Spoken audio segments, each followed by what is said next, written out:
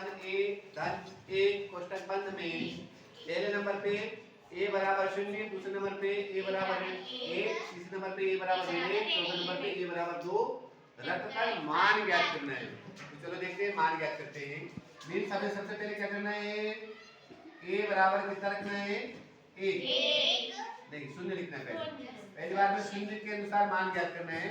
चलो 0 रख कर देखते हैं कितना रखना है, a बराबर 0 रखने पर यानी जहां जहां a लिखा होगा वहां पे हमको क्या लिखना है 0 लिखना है। तो चलो लिखते हैं 0, फिर से 0 की घात 2, फिर से 0 धन 1 क्या प्राप्त हुआ 0 0 0 धन 1। समझने की दृष्टि से लिखा गया, अदरवाइज हमको पता है कि 0 का किसी में भी गुणा करने पे आंसर क्या देता है हमें वो 0। हम पहले समझ रहे हैं इसलिए पूरी प्रोसेस समझ लें।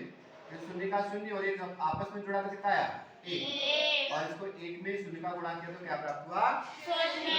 हम पहली लाइन पे बराबर 0 लिख देते पर हमें प्रोसेस समझ में नहीं आती इसलिए अपन ने उसकी प्रोसेस करी और अंत में जाकर हमको क्या प्राप्त हुआ पुनः 0। इस तरह से हमारा आंसर इस क्वेश्चन का a बराबर 0 पर 0 प्राप्त हुआ। ठीक है, अब क्या लिखना है इसी क्वेश्चन में, हमें क्या करना है इसी क्वेश्चन में a बराबर 1 रखने पर। चलो रख कर देखते हैं a बराबर 1।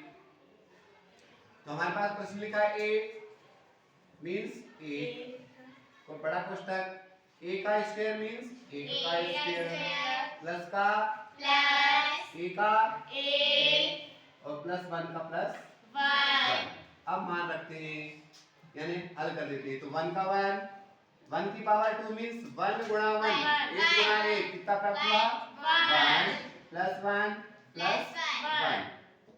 तो ये 1 मल्टीप्लाई 1 1 1 3 बार तो जुड़कर कितने हो गए 3 और 1 मल्टीप्लाई 3 इक्वल 3। आंसर हमारा क्या प्राप्त हुआ 3। आज इसी तरह से हम अगले मान को रखना चाहेंगे।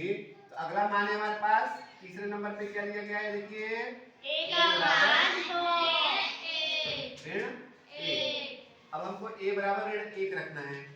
यहाँ पे इसी प्रश्न में a बराबर रखिए मींस एक जगह कितना लिखना है ऋण 1 बड़ा कोष्टक ऋण 1 की घात 2 फिर प्लस ऋण 1 ओके।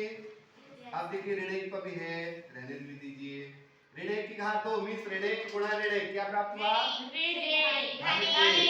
दो बार ऋण लोगे तो धन हो जाएगा ना, धन अंदर जाएगा तो अंदर का चिन्ह धन उधर जाएगा तो अंदर का चिन्ह नहीं बदलेगा।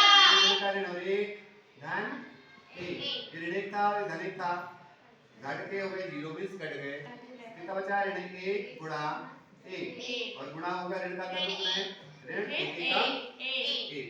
ये तीसरे प्रश्न का आंसर प्राप्त हुआ। इसी तरह चौथे नंबर पे क्या लिखना है हमको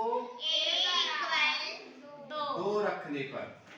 चलो रखकर देखते हैं मींस a मींस 2 बड़ा कोष्टक 1 की घात 2 मींस 2 की घात 2 धन a ये नहीं 2 धन 1 का 1। तो ये 2 का तो 2 बाहर है पहले से 2 की घात 2 मींस 4 धन 2 धन 1 जोड़ो कितना हुआ 7 और 7 दूनी 14। इसका आंसर ये प्राप्त हुआ। इसी तरह अगर हमारे पास कोई नया प्रश्न आएगा हम आसानी से कर पाएंगे। Yes sir. लीजिएगा अगला प्रश्न है आप लोगों के लिए, करिएगा। Thank you.